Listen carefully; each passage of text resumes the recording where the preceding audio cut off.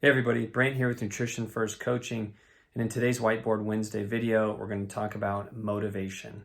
We're going to carry on with our discussion about habits, and we're going to talk about motivation in a model by BJ Fogg as well, called the PAC model, and then give you an exercise to help figure out what are your golden habits that you do that you can start to anchor some other habits to so you can improve your health, improve your body composition, improve your lifestyle by using these golden habits to build on and kind of put together your day, make it a little easier, make you think less, make less decisions, and live a life full of healthy habits. All right, let's get into the video.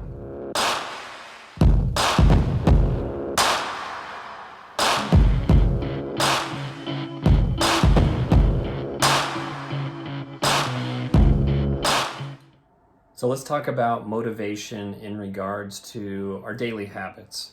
And this is another extension of BJ Fogg's book of Tiny Habits and what he calls the PAC model of motivation. And the first thing that he talks about with motivation, and I agree with because I've seen it happen in myself and with other people, and I've heard it from many reliable sources, that motivation is very unreliable. It changes, it waxes, it wanes. I'm sure you know this too. Some days you wake up and you feel great. You're going to go to the gym, you're going to eat healthy, you're going to do all the things you've been planning on doing, and 2 days later, you can't get yourself to do any of those things because especially internal motivation is really challenging. So let's talk about the PAC model here and give you some kind of examples of what he means by these different things. And then we're going to talk about figuring out some golden habits for yourself and how those are motivating, but also how you can anchor some other habits to them. So the PAC stands for person, which is what you want to do. And one of the basic premises of being motivated or doing something is that you have to want to do it. I'm sure you remember this as a kid. You didn't want to go to school, or you didn't want to go to church, or you didn't want to do whatever. There was no part of you that was going to do that or put out any effort to go do that unless you were absolutely forced to. And that was the second one here we'll talk about is action. So you're never going to take action if you're not motivated unless there's a negative consequence. So here's where we get to either an external benefit or an external punishment. So ideally, we're positively motivating ourselves or someone else. So if we're wanting to do something, we want to lose weight or we want to build muscle, then we know the behaviors we have to do to put in place for that. So we have the desire there, the person part is there, and then we have to know the actions. So the external benefit from that is we want to lose weight, we want to look better, we want to feel better, we want to be more attractive, we want to have more muscle, we want to be more athletic, be able to do things as we age. Pick out any of those things along the spectrum there. And if you have the motivation and you know what the actions are you need to do for those things, then the next thing comes the context. So this is the challenging part, and this is when motivation can really fall off, because when anything changes, motivation changes, and the context is going to be the where, the when, the what, that situational part. So maybe you need to exercise because you want to put on muscle, but when you travel twice a month, you're out of context. So now you're in a place where you don't have your gym there, you don't have some external motivation factor, maybe it's a workout buddy or something, and so you travel Thursday through Sunday twice a month, and you don't have any of those things in place, so the context changes and the motivation becomes more challenging.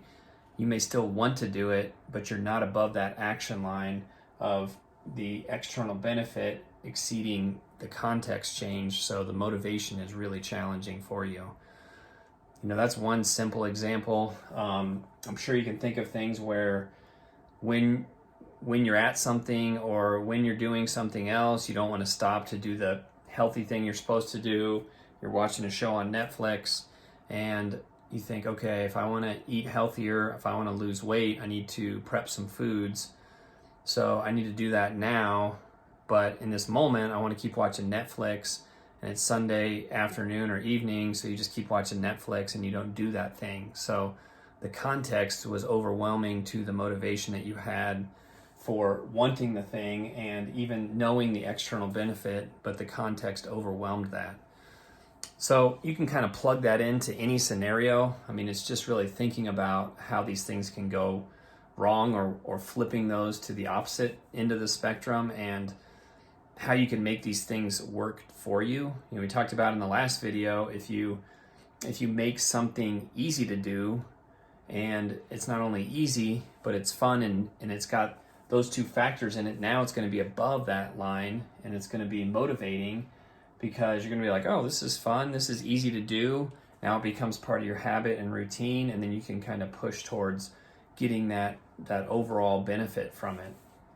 So the last thing I put down here is, what are 5 golden behaviors that you can do, or that you do on a daily basis? And this is really just coming back to sitting down and writing out some of these daily behaviors that you do, so that we can talk about anchoring another habit, or, you know, pairing that habit with it, so that now you can have the context taken care of, and you can add this other habit to that context. So say you're trying to eat healthier, and you know that comes down to, I need to prep some foods, I need to think about what I'm going to eat for the day, I need to have a plan for what I'm going to eat for the day, and every morning you need to make coffee. I know I do, and coffee's very motivating. It's not that hard to do. I have my coffee grinder, I have coffee pot, all I got to do is get some water. So you grind your coffee, you put in the water, you start the coffee. So now you have 5 or 6 or 8 minutes to let the coffee brew. So now you have this context. It's always set there. You can anchor that golden behavior of making coffee with something else that you want to accomplish. So this is going to be planning out your nutrition day. And this is what I do. I figure out what I'm going to have for lunch, which is typically already kind of pieced together because I have the other habit of prepping food. So I get out some pre-made salad mixes, mix that together, put a little olive oil on there, put my proteins on there. Sometimes I have some leftover veggies. I'll throw some of that stuff in there with it. I have this big container of them. Then I put that in my lunchbox. Then I think, okay, snacking wise, I want to have some nuts, you know, kind of a fatty snack, and some turkey jerky. Okay, so I get that out. I put those in 2 baggies. I put that in my lunch. And then, oh, it's going to be a later night, so I want something basically for dinner because I'm going to be at work till later, and one of my golden habits is not to eat after 7 o'clock, so I'm going to take my dinner with me too. Okay, yeah, the day before we had made some chili, so I get that in a glass Snapware, put that together, have my chili in there, and then, hey, I want a little dessert, so maybe I have a Lenny and Larry's, I think it's Lenny and Larry's, the cookies. You know, they say protein cookies, but that's just to get people to think they're healthy. It's just a damn cookie. So you get the cookie there too. So now I got dinner and I have my dessert as well.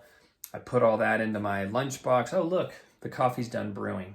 So then I get that out, make my coffee, go on with my day. So now I have anchored these 2 habits together. One that I'm pretty much always going to do, no matter where I'm at. I'm going to get coffee or make coffee or find some way to get coffee in the morning. So I can anchor what I'm going to do and eat for that day. I just have to have a few habits and behaviors in place to make sure that I'm ready to prep for that day. So kind of think backwards on those steps, look at what some of those golden behaviors are, try to come up with 5 of those simple little anchor behaviors like that. I'm sure there's several things you do throughout the day. It doesn't have to be anything that's just like great healthy habit. It just has to be something that you can anchor another habit to. Think about those, write them down, come up with some of those other habits that you want, some of those behaviors you can work back from that you know you want to achieve that outcome goal, and know what those behaviors are and how to anchor those to those already happening golden habits and golden behaviors that are already going on. All right, start thinking about some of this stuff. If you don't plan for your life, nobody's going to plan for you. and whatever's going to happen is just going to happen, and you're going to be left reacting to everything in your life. Hope you have a good week. Hope you have a good, as winter's ending here, we got one last snowboarding trip. Hopefully we'll get a little snow for that. And like and subscribe to us. Let us know if you have any questions. I'll talk to you guys soon.